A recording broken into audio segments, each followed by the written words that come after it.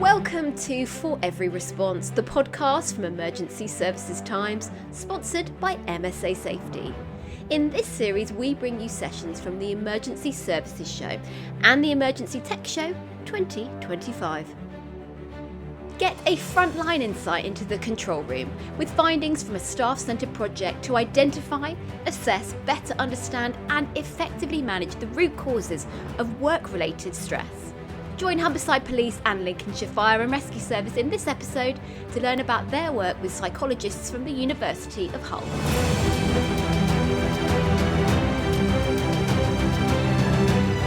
Hello everyone, thank you for coming. I'll let the panel introduce themselves and then we'll dive directly into the discussion. Regan? Good afternoon, my name is Stacey. I'm the Assistant Chief Fire Officer of Lincolnshire Fire and Rescue Service and I have responsibility for operational response and the fire control room. Good afternoon everyone, my name's Luke Shaw. I'm the Deputy Head of the Force Control Room at Humberside Police. So I've got 18 years experience within a force control room environment and I'm responsible for operations and call handling within the FCR. Thank you.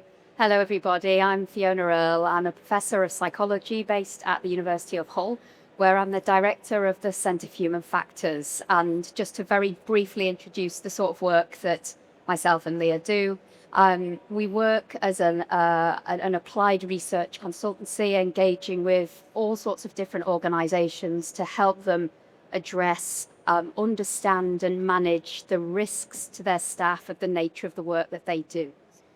We work across a really broad range of fields. We work in work-related fatigue, we work in safety culture and safety climate, and we also do lots of work in work-related stress. Of course, all of these work streams have a lot of relevance to the emergency services sector, but we're going to be focusing today on work-related stress. And I am Dr. Léa Fréour. I am an occupational psychologist and I'm working at the Centre for Human Factors with Fiona. On the project we're going to present to you today, it's about stress risk assessments. And just for your information, so today we are here with Ryan and Luke. The work we've done with Humberside Police is completed, but the work we are doing with Lincolnshire Fire and Rescue Service is still running. So that you get to know that this are two separate projects, but the thematic is common around risks to mental health for staff in control rooms. And I'll facilitate the discussion today. So, because we've got a lot to say, we'll dive directly into the conversation. And I have a first question, starting from the start, for you, Ryan and Luke. Could you actually paint a picture of what your control room looked like before the project began? And what were the challenges that you identified and thought, actually, this project is needed? So I guess from my perspective, I've been operational fire officer now for 28 years. All of that has been operationally firefighting focused. It's a really easy trap to fall into as a senior leader, that you can walk in other people's shoes. I think the reality is, having trawled through hundreds of hours of witness testimony, particularly following the Grenfell fire, particularly looking at some of those people who worked in control rooms, the reality is, as a senior operational leader, I have a very limited understanding of the stresses that impact them. It's very easy for me to see the stresses for an operational fire station, and it's a very different thing in the control room. I think far too often we put in place the same control measures in the control room, and we wanted to understand specifically in the control room environment, what is it that causes them stress. Just a few weeks ago, we had the 10-year anniversary of the Shoreham air disaster. I heard a quote from a member of the medical staff who were on scene, who struggled to go past the scene of that accident because of the trauma that they witnessed on that day. I reflected that when we deal with stress for our operational firefighters, we take them away from the scene, we bring them back to a fire station, we debrief them. And that simply isn't possible in a control room environment. The people who suffer trauma in their role, they go away, they may go home, but we force them to come back and sit in the same seat in the same room. that they suffered that trauma. And I think for me, it was about trying to understand what that is and what we can do about it.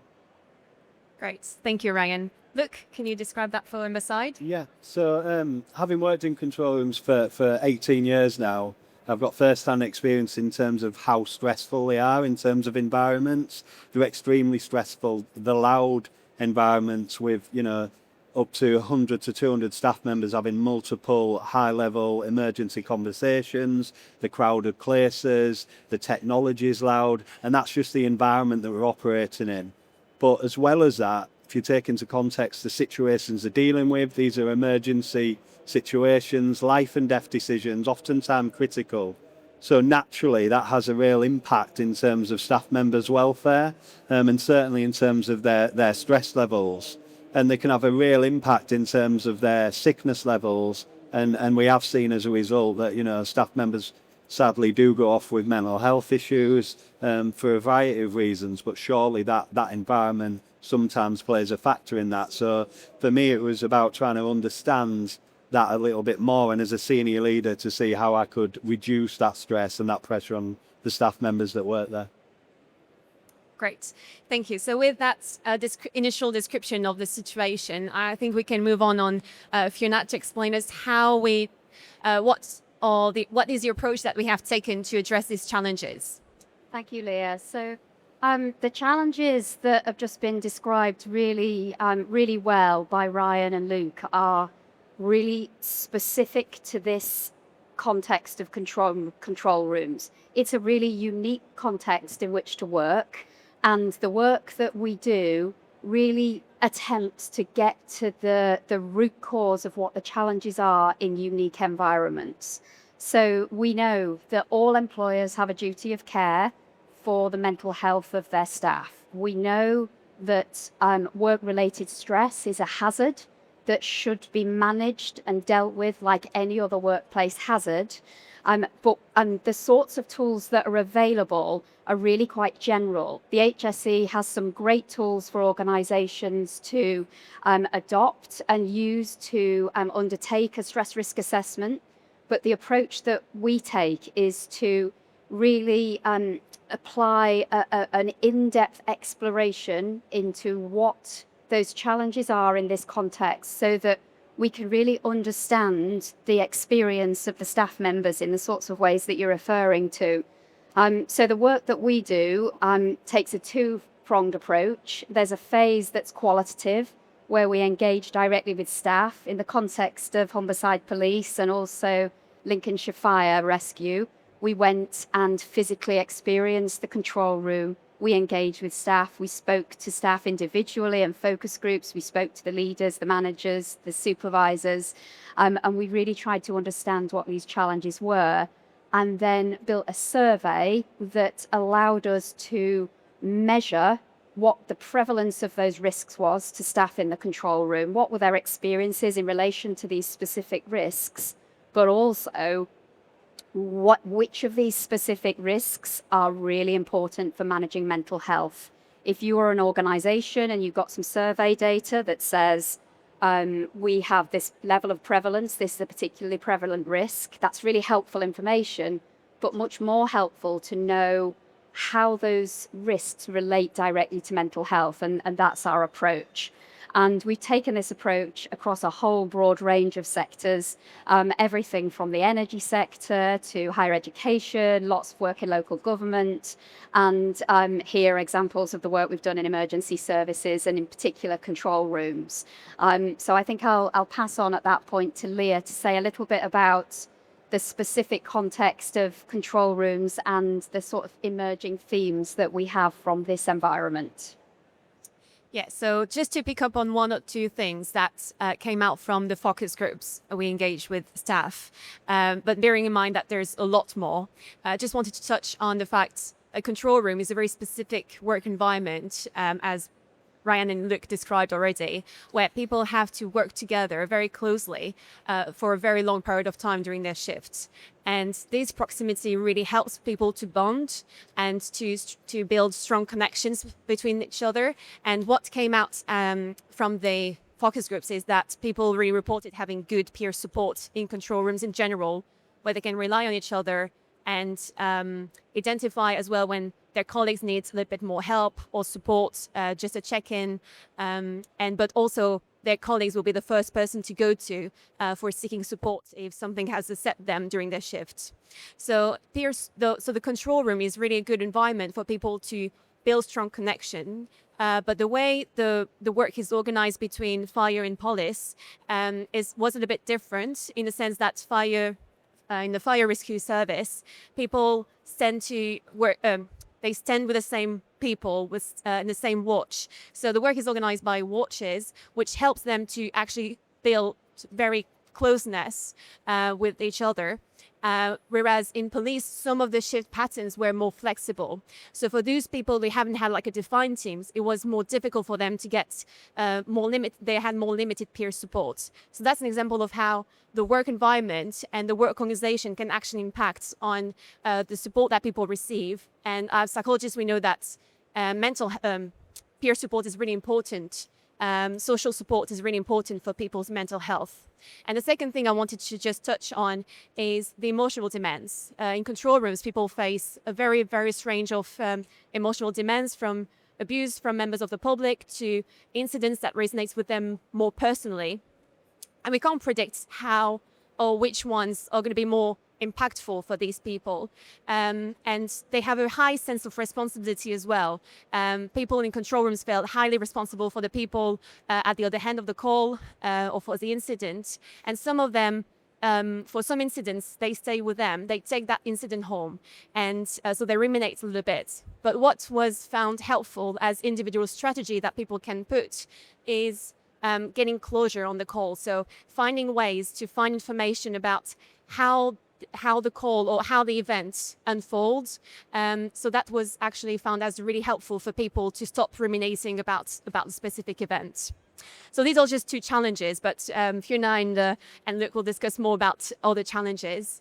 So having this first understanding, I think for the audience to really benefit from your experience, Luke and Ryan, could you describe what is the sorts of involvement this project needs for it to be effective? Yeah, so from a senior leadership perspective, permission is key. We need to give our staff permission to be involved in the work. We need to therefore create the time. So I think the biggest thing for us is creating a time within our service control room. I don't know how many people in the audience are from a fire control background, but the resourcing model in a fire control room is very different to in a police control room by a significant margin. So our within Lincolnshire, our service control room staff is a total of 20 across 4 watches, whereas in the force control room in Lincolnshire Police, it will be hundreds of people sat the other side of a glass partition. So the reality is there is little scope to move them out of their working environment to allow them to either contribute to research or indeed to put in place a mechanism to de-stress them, or to train them, or to do any of the other interventions that we would do with our operational firefighting staff. So we do need to create that as well. So I think for us, we need to listen to the recommendations. I think we need to enact those recommendations. I think up front, we need to accept the fact there needs to be a resource input into solving some of these problems.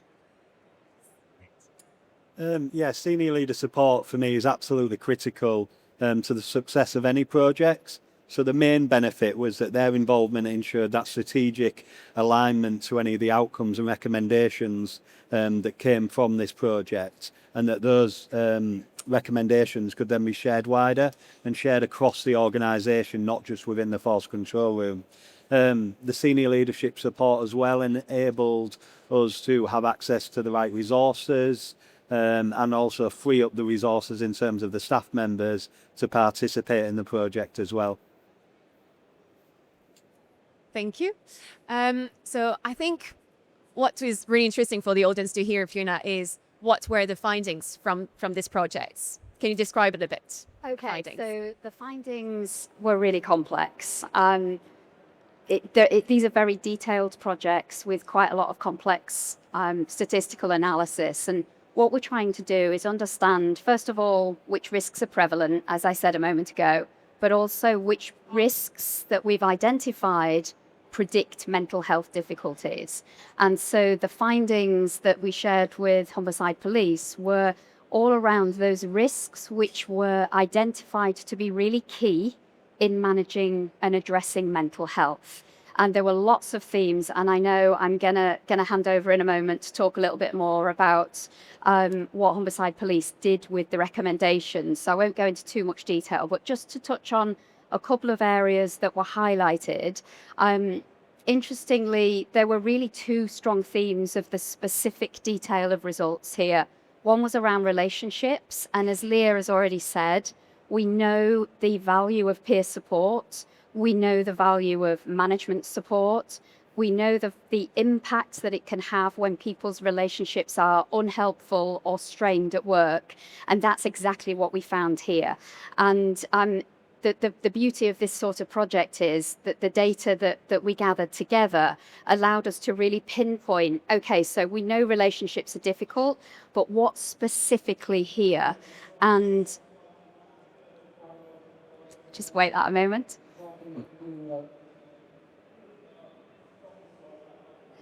Maybe I'll try and shout. So specifically here, in terms of relationships, we found that there were very specific items relating to relationships at work being strained within teams, but also relationships between teams. And also there were some interesting items around relationships with the wider force. So the relationships came out really prominently here as the important thing influencing mental health. And of the 6 very specific items that predicted mental health difficulties, 5 of those related to relationships for people in the control room. So a lot of our recommendations, and I know you're going to talk a little bit more about this in a moment, Luke, but a lot of the recommendations were around building an environment where trust could be fostered. And so we came out with some very specific relationships where people felt able to raise concerns with senior leaders or with supervisors or with their peers without fear of blame or repercussions. And that seemed to be a really important feature of this particular context. The other area that came out as important here and very predictive of mental health was around change management. And again, we know the importance of change in general. We all know the discomfort of being in a changing environment, and we know from our explorations of emergency service control rooms more broadly that this is an environment where change is almost constant. The change is very fast-paced. But what we found here was there was a sense of the nature of the communication being incredibly important. So because of the way that the shifts are organized, there's more likely to be email briefings. And what that leaves people with is insufficient time to then really engage and understand. So some of the recommendations were not just about the change communications, but about that direct medium of how that change was communicated. This episode of the Emergency Services Times podcast is sponsored by MSA Safety, proudly supporting emergency services and first responders on the front line. At MSA Safety, protecting first responders isn't just what we do, it's who we are. We work closely with fire and rescue services across the UK to develop and deliver safety solutions designed to meet your ever-evolving needs. That includes MSA Bristol Firefighter PPE, trusted by services across the UK and beyond, shaped through years of collaboration with frontline teams. It also includes our growing investment in innovation and technology, from the connected M1 SCBA modular solution to our agile, fully managed service model that helps keep crews protected and ready to respond. But for us, safety goes beyond equipment. We believe in standing shoulder to shoulder with the people who dedicate their lives to protecting others, whether it's supporting firefighter charities, backing mental health initiatives, or showing up for community events. MSA is proud to be part of the Emergency Services family. To learn more about our work in the UK and how we're supporting first responders every step of the way, visit www.msasafety.com. With MSA Safety, when you go in, we go in with you. Luke, what would be really interesting is to hear how did you use these findings and what was the impact of the project for your control room? Okay, so the first thing the findings gave me was clarity. So as a senior leader within the control room, it gave me the clarity to really understand what the stress factors were for the staff members that work in that environment. Once I knew that, I then developed a people plan, and that people plan was governed by a people meeting, and that ultimately led me on to what we named the people-centric review, which I'll touch on in shortly. So the main findings for us as a leadership team was around managing change, relationships at work, lack of support, and that's including from a senior leadership perspective, and then control, which was really interesting for me, was around the control element, because actually some of our staff members are called controllers. They're controlling their environment, they're actually prioritising incidents that come into them, but actually what they didn't have control was a lot of the things that we take for granted in our normal life. You know, the rest times, for example, it's very organised, very structured, when they could take annual leave. So actually that showed me that people processes within our environment was a real hindrance for staff, was actually causing them a lot of internal stresses. So like I said, we developed what we call a people-centric review. And what that was all about engaging our staff members. So we invested over 100 hours with our staff members, really engaging them, and it was around engagement sessions, specifically about processes. So what's not working for you? How can we improve?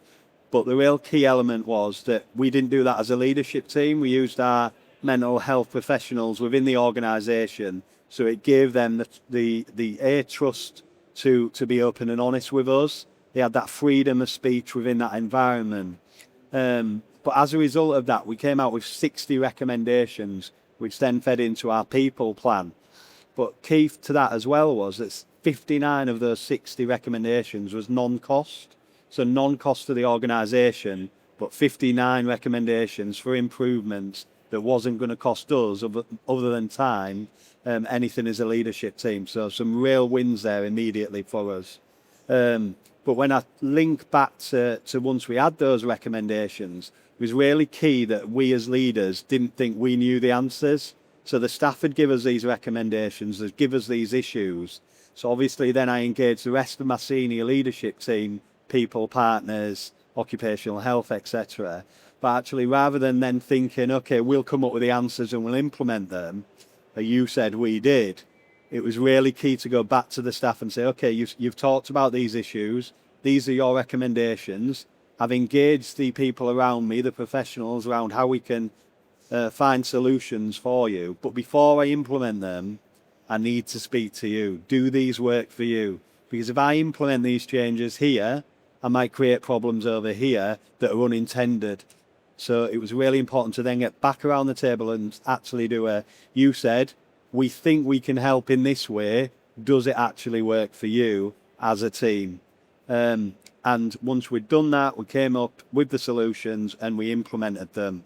But what was really key was actually a survey after that we delivered some of these changes in terms of job satisfaction, etc., had gone up to 4 or 5 out of 5. The staff members really felt engaged. And when I linked back to actually the findings from this project, actually what it said was how we manage change, said about our relationships. So we'd managed change appropriately by communicating effectively. We'd improved relationships because we'd involved everyone within the organisation, but specifically within teams. Lack of support, well, actually we're supporting them with these changes. And then back to that control bit, these changes came from the staff members themselves. And I suppose in terms of a measurable element of success, our attrition rate at the height of people-centric was down at 2.6%, which for a control room environment is fantastic. Some are 6 to 8% nationally. So it had a real lasting difference, and it still does to this day. I have some really positive relationships as a leadership team with the staff members that work in the force control room. Great, thank you, Luke. That's fantastic to hear. Ryan, from Humberside experience, how do you think that this project might be valuable for you, for your control room, hearing from all of this? I'm certainly encouraged to hear that 59 out of 60 were non-cost coming from a county council. I think the reality is we'll adopt exactly the same approach. I think co-design is absolutely key. I think we need to recognise as a fire and rescue service the way we're set up is different. The job role is slightly different, so we need to listen to the outcomes and the findings. I think the reality is certainly within my organisation, we do need investment in the people in the control room. So I think there will need to be investment moving forwards. I don't think we currently train our staff, and you talked about change management. I think the reality is that comes from leadership, and it comes from leadership at a lower level. I think some of my reflections, having listened to Luke and the progress of some of the research, is I think we're guilty of approaching problems top down, and we approach them problem by problem, not department by department. And I don't think we recognise that control are very different. So we will look at how we communicate with staff. We'll identify there's a problem with communicating with staff. We will therefore solve that problem. And unfortunately, the control room are the victims of an average of that solution. So we go, this is the average way we can solve this problem across the service. It's a daily brief, a weekly brief, an email brief, and we give the same solution to the control room. And the reality is they need something different. So I think it's incumbent on us, and certainly me in my position, to listen to the outcomes of this research, listen to the views of our staff, and then implement a solution that works for the control room as opposed to an aggregate of the organisation. Great, thank you. So just to summarise all the key points that we discussed today, I think what is really key for me, hearing from your experience, is and also from our experience, Fiona and I, is really to involve staff because they are the experts of their job, and they sometimes already know what they need. Hearing from the experience at Humberside, they already came up, or they already thought about some solutions that may just ease their life or their work. So staff input is really key when you look at addressing some of these risks that may impact their mental health. And bespoking the approach really helps, as just Ryan said, to perhaps design tailored solutions that will work in control rooms. And that's also what our approach meant to do, is really to identify what are the specific and unique challenges in control rooms, so that the solutions might be designed to this specific environment and might actually be more effective than a generic solution. Do you want to add anything, Fiona? Or I think probably the most exciting thing for me sitting here today is hearing the huge strides that Humberside Police Control Room have made in the last year. We finished this, I looked back over the report in preparation for this, and we finished that project a year ago. And in that time, they've taken the findings, they've sat down and worked with their staff to develop actions from the recommendations. They've put things in place, they've checked with the staff, and this feels like a fantastic example of how science can really deliver a project, but that it takes a partnership and an organization to really take that on, to make those findings their own. We make them as bespoke as we possibly can, but we're still outsiders to that organization, and you need the internal teams to really take it on, own the findings, accept the findings, because they're not always easy. When Leah and I work on developing the stress risk assessment tools for different organizations, the focus is on understanding the risks, and therefore it's often really feels like a negative process. And for those of you that are familiar with this sort of management standards approach, they try and balance it with some positive questions and some negative questions. But the focus is really on trying to understand where the challenges are. So the feedback can be really hard-hitting sometimes. And for Humberside Police Control Room to have taken those findings, owned the findings, and used it in a creative way that they can work with the staff, put things in place, and make a real difference. I'm absolutely thrilled to be sharing the stage and to have had the opportunity to come and hear about the outcome of the work once we left the project. Great. Thank you very much. I think we can we can open the floor, and if you got any questions, we'll be happy to respond to them. My name's Heather Clarkson. I'm a Wellbeing Manager at Northamptonshire Police. My question is to Luke, please. What was the most surprising recommendation that came out of the work that has been done, and what was the action that you took? Okay, thank you. So yeah, a lot of the recommendations tended to be around our leave management processes. The most surprising one for me was we'd invested heavily in a renowned resource management system. And as part of that process, it allowed the staff members to look at their annual leave on this system and book it themselves. And that for me was a real advancement in terms of control room technology, because often it used to be via email and you're waiting for that reply, and that in itself can cause stress at times. But actually, we thought this was an amazing system. It was in place. It was working fabulously. We talked about it to other control rooms. It wasn't working for our staff. They absolutely hated it, because actually there were certain elements of it that wasn't set up right. So that to me, although it was, quite mundane, was actually massive for them. If you go back to Maslow's hierarchy of needs, yes, our staff members are empathetic.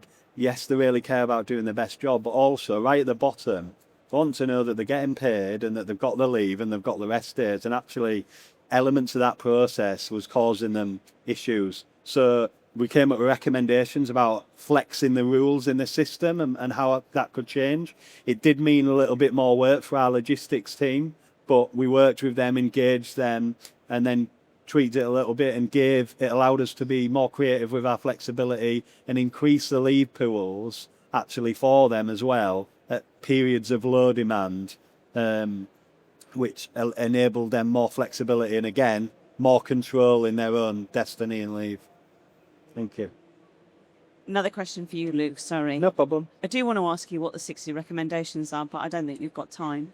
My interest is, how has the work of perhaps the National Police Wellbeing Service supported you in your work? And there's another part of that question. Was technology part of the stress factor within the control room? Absolutely, really interesting questions there. I'll touch on the technology one first. So actually, me and Fiona was having a conversation around technology and how that can impact stress factors in the control room. We work with a supplier. They'll remain nameless for this, but they're looking at developing grading systems within incidents that come in for dispatchers. So, for example, a dispatcher might deal with road traffic collisions, violence, robbery, firearms incidents. So what they wanted to do was actually produce a grading system for each of those incidents in the background, so that if a specific dispatcher dealt with 10 jobs at high stress factors over a certain period of time, then that would alert their supervisor. So their supervisor would know automatically via their own system, I need to go and check on that individual. Exactly, yeah. I need to check on them without them having to go to the supervisor to say I need something, which for me resonated, because what we'd looked at as well for contact officers was something similar. So as a contact officer, you put an activity code in. It's called a not ready code. So if you're going to take a break, you'd put that in. And we'd introduced one called welfare.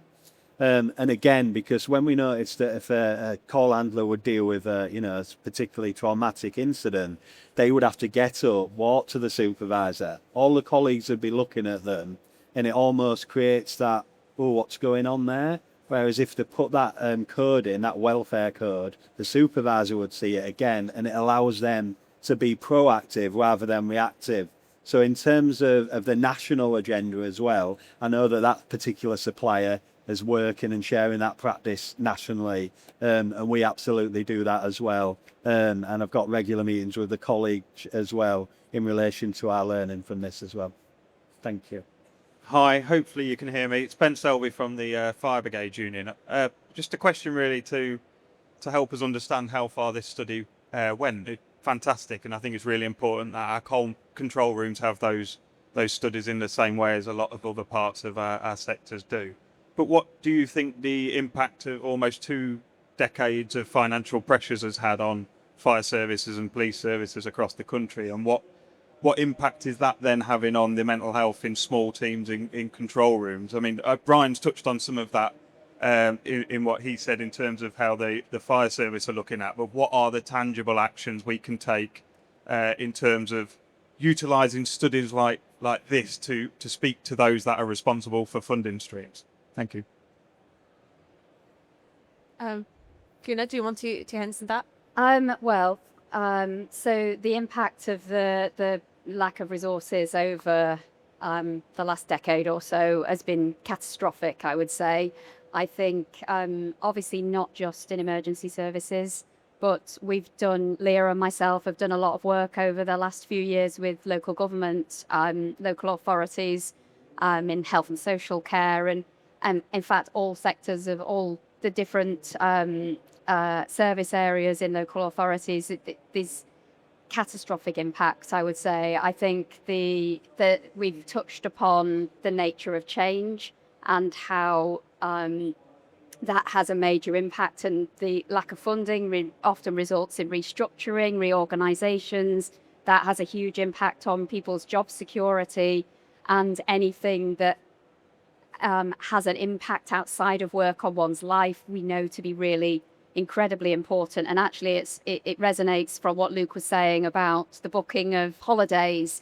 It feels like a simple thing, but something which impacts on your life outside of work can really have an important role in your general well-being and your mental health.